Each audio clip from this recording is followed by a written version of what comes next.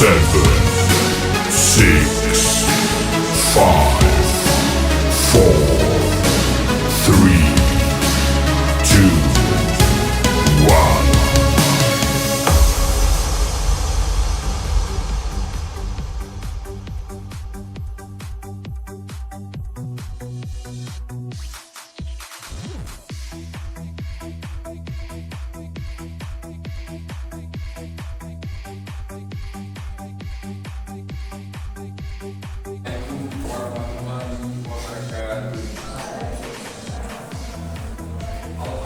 Alhamdulillah segala puji Allah yang telah memberikan rahmat dan karunia-Nya kepada kita semua sehingga kita dapat melaksanakan aktivitas kita pada pagi yang hari. Salawat berikan salam, marilah sedangkan disajikan bantuan kita Nabi Muhammad Sallallahu Alaihi Wasallam yang telah membawa kita dan alam Quran, alam berilmu pengetahuan yang saya hormati,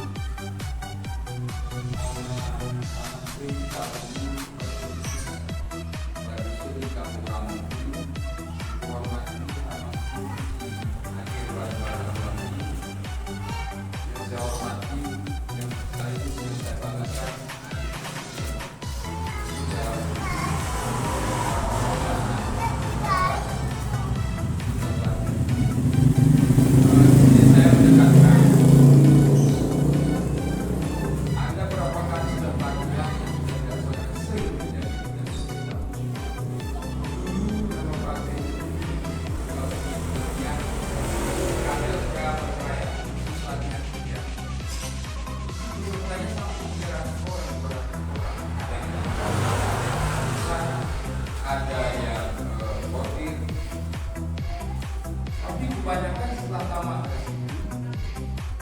ilmunya itu tidak dibutuhkan, tidak diimplementasikan, jadinya dipermasalahkan. Itu yang kita kecewakan. Saya berharap dalam kegiatan kali ini, kegiatan tata usaha ini, kalian harus menjiwai dan memahami dan mengembangkan dan keluarga kalian minimal ada keterampilan. Jadi kalau cuma kegiatan ini misalkan pada hari ini atau seminggu, setelah itu tidak kalian kembangkan di kampung masing-masing atau di rumah, itu kan sama saja nol hasilnya. Sementara kami ini juga tidak pendidikan dan lembaga, tidak banyak pun kami akan kalian usahakan kegiatan seperti ini berulang lagi, terjadi lagi. Tapi jangan kegiatan ini hanya sampai sini, jadi berhenti ya. Maaf ya, itu loh. Depannya gitu, terus kanan mau bikin baju, tapi bagaimana seremonial bisa dipahami. Jadi kami dari pendidikan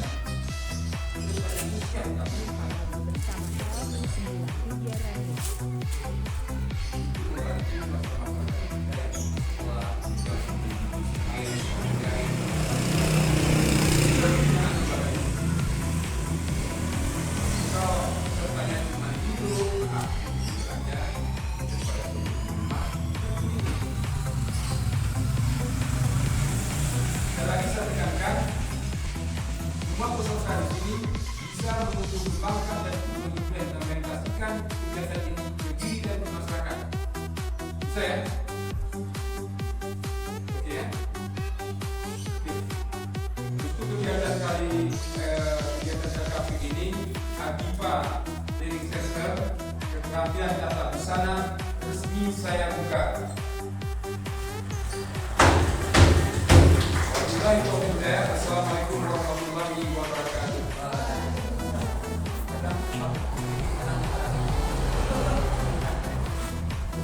Ini maksud gue ya, saya nanti di mana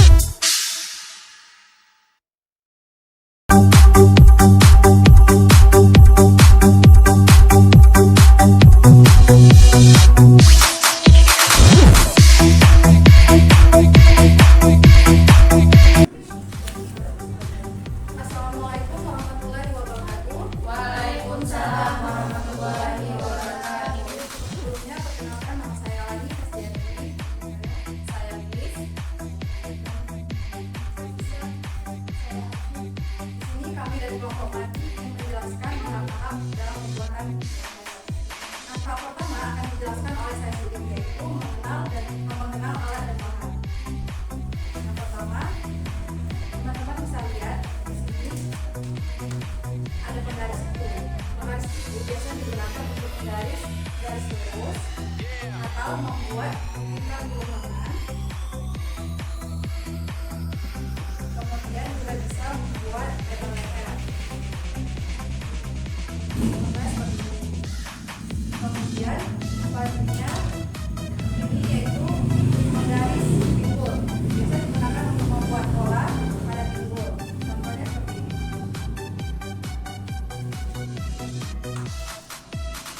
Kemudian ini ada meteran, biasa digunakan untuk mengukur lebar. Saat kita ingin mengukur lebar bahu, bahu diambil dari bahu sebelah kiri ke sisi kanan. Setelah dapatkan hasilnya, kita pindahkan ke pola. Mendapatkan hasil tadi yaitu 16. Nah, polanya ini kan kita ubah setengah-setengah, jadi kita bagi dua lagi, berarti 8.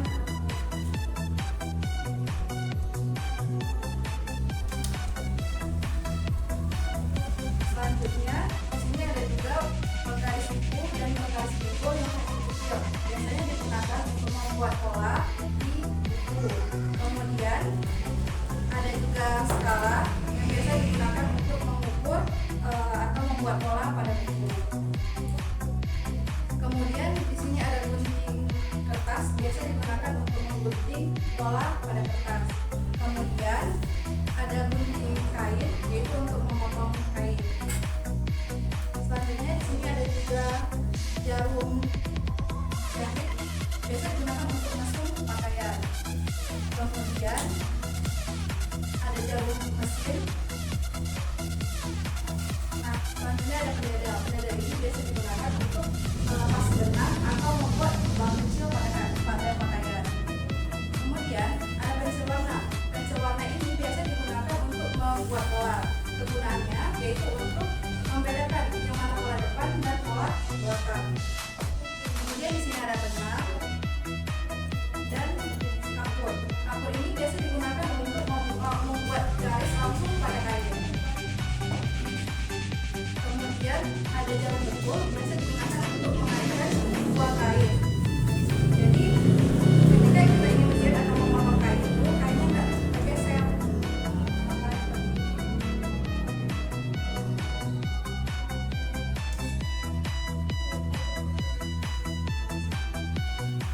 Nah, selanjutnya di sini ada kertas karbon dan rubber.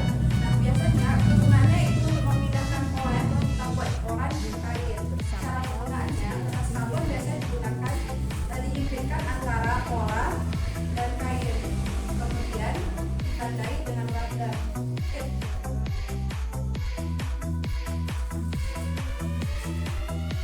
Kemudian di sini ada karet. Dan yang terakhir ada plastik. Biasanya digunakan untuk membuat kerak. Sekian dari saya, selanjutnya akan dijelaskan oleh teman-teman. Jadi di sini saya akan menjelaskan hasil baju untuk ukuran anak-anak yang kami jahit dari kelompok tadi. Yang pertama saya akan menjelaskan tata cara menjahitnya, yaitu kita jahit dulu bagian bahu dari sisi kanan dan sisi kiri, kemudian di bagian dada, kemudian sleting, yang kemudian bagian kerah, kemudian di bagian sisi kanan dan bagian sisi kiri, yang selanjutnya di bagian pinggang. Kemudian kita kembali ke bagian lengan, kemudian di bagian bawah lengan, yang selanjutnya di bagian lingkar lengan. Ini dijahit, tidak boleh disum untuk mendapat kerapian yang bagus. Kemudian di bagian sisi bawah juga kita buat dijahit, tidak boleh disum untuk mendapatkan hasil yang lebih rapi. Dan kita buat pita. Pita ini adalah untuk menambah kecantikan dari baju ukuran anak-anak. Kemudian kita jahit di bagian belakang untuk menyatukan antara sisi kanan dengan sisi kiri. Mungkin ini aja hasil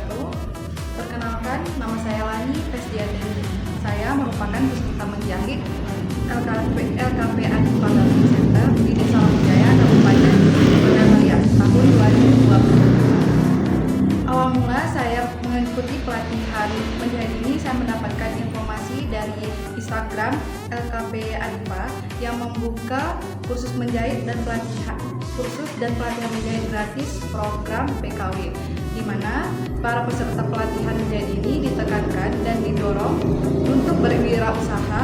Di sana saya tertarik mendaftar dan mengikuti seleksi sampai saya lolos menjadi peserta pelatihan menjahit ini, di mana kursus menjahit ini dilaksanakan selama 150 jam pelajaran. Selama proses pembelajaran, saya diajarkan banyak sekali cara dan ilmu-ilmu dalam menjahit pakaian. Menurut saya, ilmu ini sangat bermanfaat bagi diri saya pribadi. Setelah selesai mengikuti pelatihan ataupun akhir dari program pelatihan ini, kami para peserta diberikan alat rintisan usaha seperti mesin jahit yang mendukung saya dan teman-teman lainnya untuk berwirausaha. Dan alhamdulillah kami sudah memulai menjahit pakaian wanita dewasa dan anak perempuan. Saya ucapkan terima kasih kepada Direktorat Kursus dalam pelatihan dan juga LKP Adipa Learning Center yang telah memberikan pelatihan menjahit kepada saya dan teman-teman saya. Terima kasih. Assalamualaikum warahmatullahi wabarakatuh.